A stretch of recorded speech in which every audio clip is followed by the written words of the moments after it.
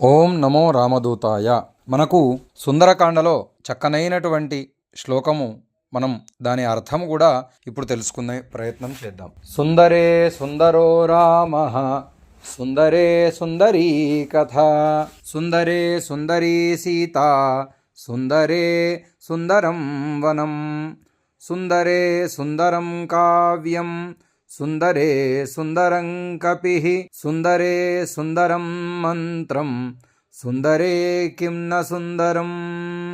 పెద్దలైనటువంటి వారు సుందరాకాండ గురించి ఈ మాట అన్నారు.